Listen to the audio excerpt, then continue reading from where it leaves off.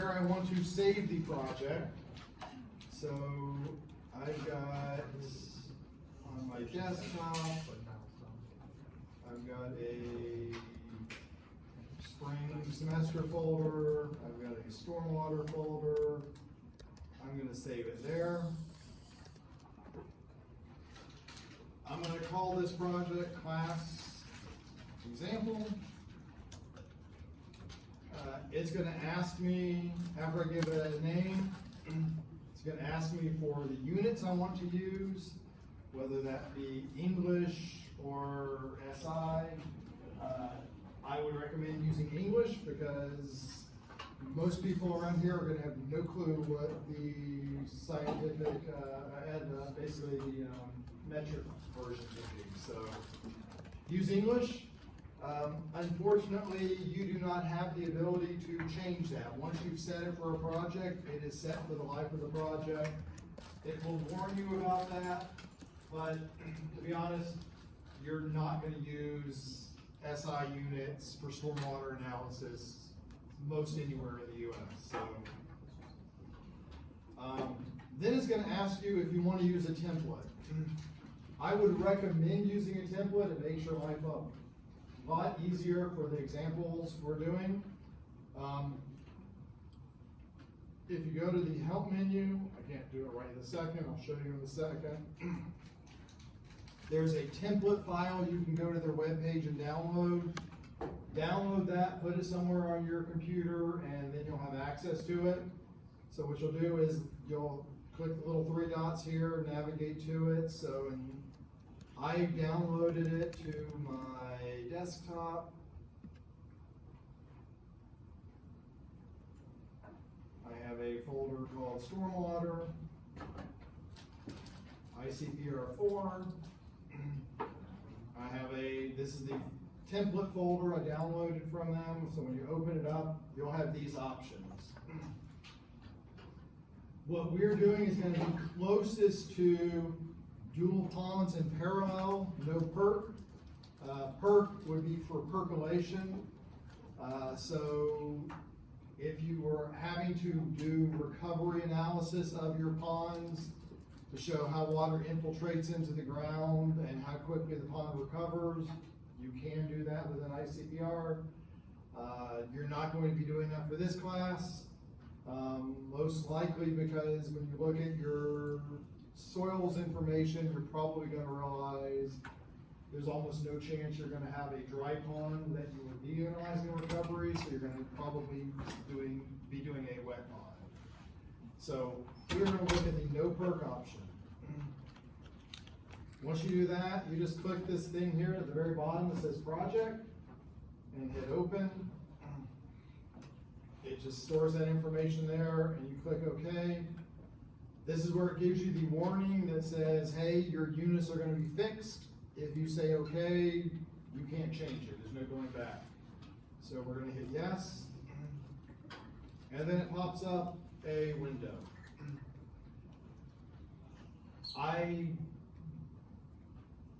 Most likely, this is what it's going to look like. I don't exactly understand. Sometimes it opens up and shows you the nodal diagram. Sometimes it doesn't. But there should be a nodal diagram shown here. If you click over on the left where it says graphic elements and just check this thing here, it will draw in the nodal diagram from this template. It also, for some reason, is at a very zoomed in scale. If you click this button right here, in fact, if you hover over any of these buttons, it will give you a tooltip that tells you what it is. That little blue square is the zoom extents, and it takes you to the nodal diagram for this example. So what this example is modeling is a pre-development basin that goes to a pre-development node. And then also within the same model, there's a post-development basin that goes to a pond that goes through some sort of outfall structure near a boundary. Another post-development basin that goes to a different pond that goes to the same boundary. But what we're doing tonight, we're going to ignore the post-development portion. I'm going to click over here. drag and drop that. Oops, I hit the wrong thing. I want to delete that one. I'm deleting that stuff out of the model. So what we're going to be looking at tonight is only the pre-development portion. So in this example, it's going to start with one basin going to one node. There are various ways you can add new nodes and new basins if you would like. In fact, you probably, almost certainly are going to have more than one basin. You'll probably have more than one node, so you'll have to do this in your example. Probably the easiest way is from this drop-down box, you can pick the various types of nodes or basins you want to add. So I'm going to say I want to add another time stage node. So in pre-development, the type of nodes you're modeling, well, we'll step back. In either pre-development or post-development, the boundary nodes that you are modeling are going to be time stage nodes. In Icpr, there's two main types of nodes. There's going to be a time stage node, and there's going to be a stage area node. A time stage node, you're looking at a certain time during a storm event, what is the stage in that node. So for a boundary condition, you do not know all of the parameters that go into how that node behaves. So let's say it's the DOT drainage network that's adjacent to your site. You drain to that site, the property across the site drains to that boundary, the people next door to you drain to that boundary, the people upstream of you drain to that boundary. You can have square miles of area that are all draining to that network, and you're not modeling all of those, you're only modeling your site. So you do not know from your model what the stage is going to be in that node other than looking at someone else's information. So this is where the tailwater comes in. Your tailwater is you're essentially assuming a time stage relationship. So DOT, if it was their network, they're going to have modeled everything that flows to their pipe network, all the miles upstream, everything draining to that system, they have analyzed in their model. They already are analyzing how that node behaves. So you're going to look at their results, get their time stage relationship, and you're going to model that in your boundary node. So for a boundary node, you're going to pick a time stage node. So I told it I want to add a new time stage node by selecting that. I click this, it'll let me create a new node, so I just click there. I'm going to call this pre-2. Okay, I'm going to click over here, and it draws in a new node. I can add another one if I want. Call it pre-3. Click over there. For every node I want to add, I can just do that. It's very straightforward. I can also, I'll just show you multiple ways of doing this. If I go up to 1D hydraulics, there's a drop down called nodes. This will show me all the nodes that have already been created. If I want to make a new one, I can also go create, call it pre-3, and it is there. Now, the only problem is it doesn't get drawn automatically on your nodal diagram. You'd have to come over and click this button, which lets you place 1D elements. In fact, I probably messed that up because over here I didn't say, I need to say this is a time stage node. Now if I come over here, it gives me the option to place node 3 over there. So you can do it either way, but it's probably easier to do it the first method because it's automatically drawing them on the map or node diagram as you're putting them in. So created a node by selecting node time stage. The basins I want to put in are going to be, I'm going to be putting in a simple basin. It is important that you pick simple basin because Icpr can be very, these models can get very complicated. You can do drainage basin analysis for sites that are hundreds of acres. And if you were trying to determine the curve number for every single sub-basin in a 100-acre basin, that's going to take you a ton of time. Icpr gives you the ability to do GIS information where you can import a soils map that has all the soils groups on there. You put in a topo map and it can help you calculate the basins.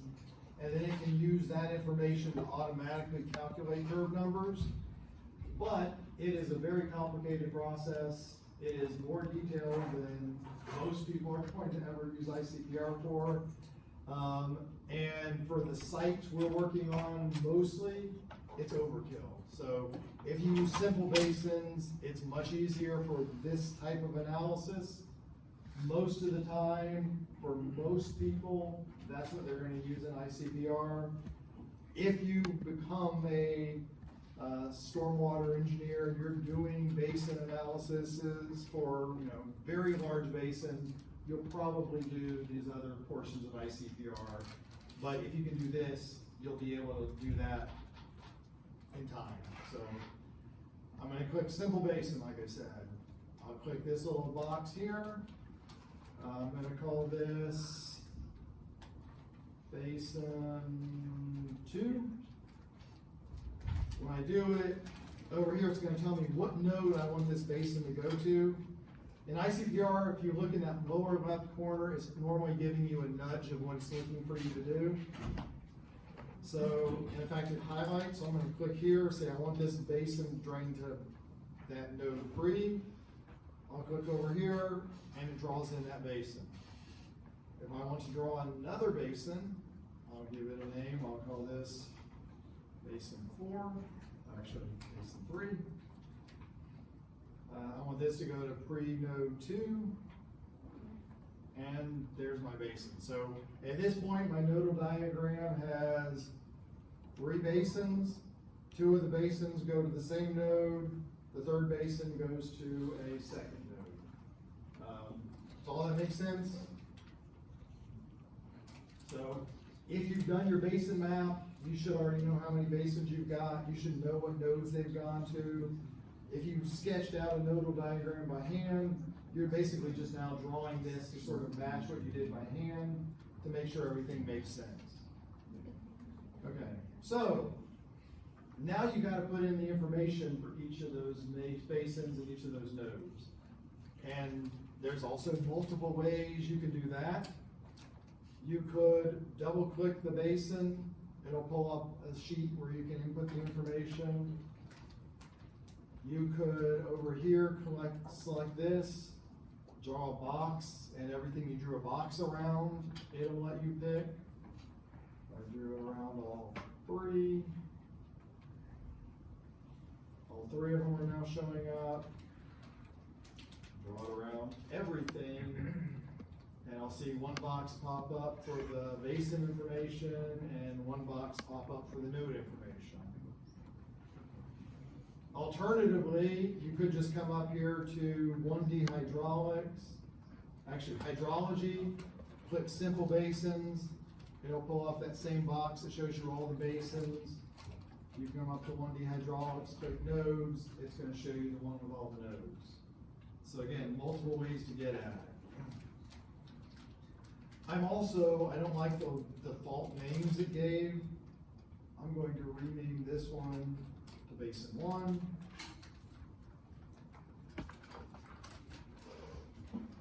And I'm going to rename this to pre-1, just to be consistent. So I've got basin 1 and basin 2 go to node pre-1. Basin 3 goes to node pre-2. So if I come over to hydrology, click simple basins, I've got all three basins. Click the first one, I'm in there. So this is the information you've got to input.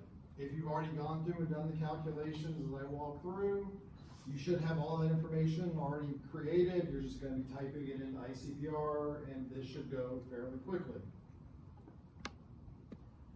So the first thing it wants to know, basin name, is saying basin 1 goes to node pre-1. We are using the NRCS unit hydrograph method. That is what TR55 is, so that is correct. First thing it's going to ask us is, what is the time of concentration? When you click in that box, again, if you look at the lower right of this box, it tells you that it's looking for the time of concentration in minutes. It is important that you always look at this. This is one thing that gets made mistakes on a lot. Not specifically time of concentration, but area is the big one. But the slight confusion is when you do TR55, the results that it gives you are going to be in hours. So make sure you do a conversion from hours to minutes, because Icpr wants it in minutes. So let's say I've done the calculations and I've determined that the time of concentration for basin 1 is 30 minutes. The next thing it's asking for is the maximum allowable Q. 99% of the time you're going to ignore that. That's more of an advanced thing. There could be some reason, there's some max discharge that your site or your basin can flow. It's very specialized conditions where that would happen. You're probably not going to come across it in most anything you design. What's an example? Let's say you've got a basin that goes to a culvert and the culvert limits the flow from the site. So you're going to have a constrained condition, and that's the maximum flow that can discharge from it. So you can just say, hey, the maximum discharge from this is 10 CFS. And it'll calculate up to the 10 CFS, it'll be something less than that, and then it'll be constrained